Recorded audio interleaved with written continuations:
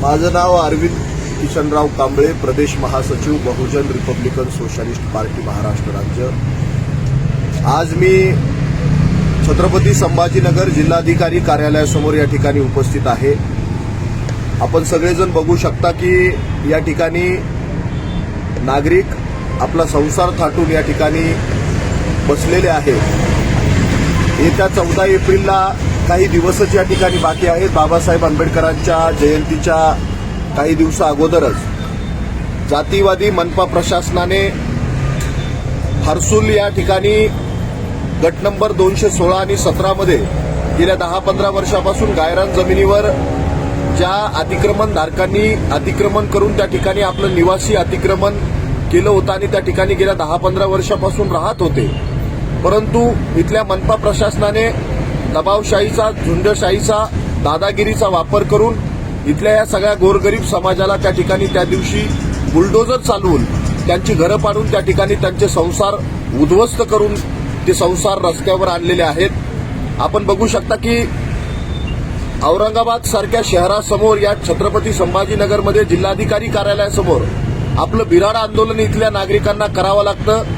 हे आपल्या देशाचं अत्यंत मोठं दुर्दैव आहे। देशाला 77 वर्ष झालेली आहेत स्वातंत्र्य होऊन।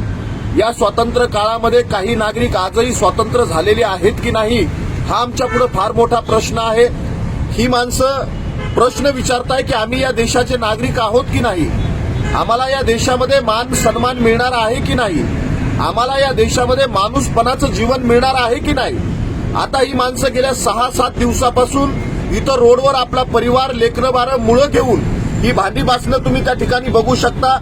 हे सरपण आहे, तिथं चूल आहे, यांच्या ह्या झोपड्या 4 बांबूच्या झोपड्या लावलेल्या आहेत। या सगळ्या अशा उन्हाच्या परिसरामध्ये ही सगळी माझी भोडी बाबडी समाज बांधव इथं आपला संसार थाटून बसलेली आहेत। परंतु इथल्या गेंद्याच्या कातडीच्या निगरगट्ट सरकारला आणि इथल्या जिल्हाधिकाऱ्याला, प्रशासनाला आणि या शहराच्या पालकमंत्र्याला आणि इथल्या मनपा आयुक्ताला या लोकांचं काही देणं घेणं नाही।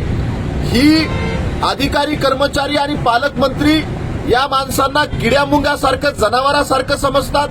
म्हणून या लोकांचं म्हणणं असं की जर इथल्या देशाचे प्रधानमंत्री प्रत्येक व्यक्तीला घर, शिक्षण, नोकरी देण्याची भाषा करतात, परंतु प्रत्यक्षामध्ये इथला दलित, आदिवासी, इथला आमच्या बहुजन समाजाला प्रत्यक्षात काहीच मिळताना आम्हाला त्या ठिकाणी दिसत नाही।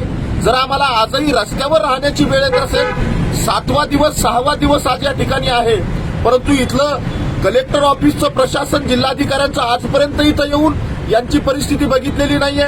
ती लोक इथंच झोपतात, इथंच राहतात, इथंच खातात, आपल्या परिवाराचा निर्वाह इथंच करतात। आता यांची जगण्या मरण्याची प्रश्न निर्माण झालेले आहेत की नेमकं जर आम्ही कामालाच जाणार नाही, आमचा रोजगार निर्मिती होणार नाही, तर मग ही कुटुंब जगतील कशी।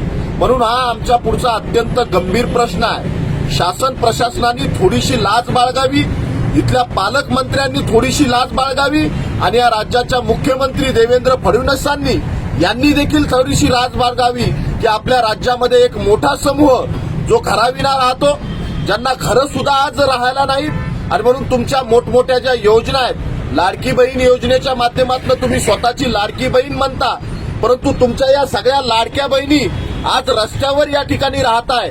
त्यांना खाण्यासाठी अन्न नाही, राहण्यासाठी छप्पर नाही। मग तुमची लाडकी बहीण योजना बोगस आहे की नाही?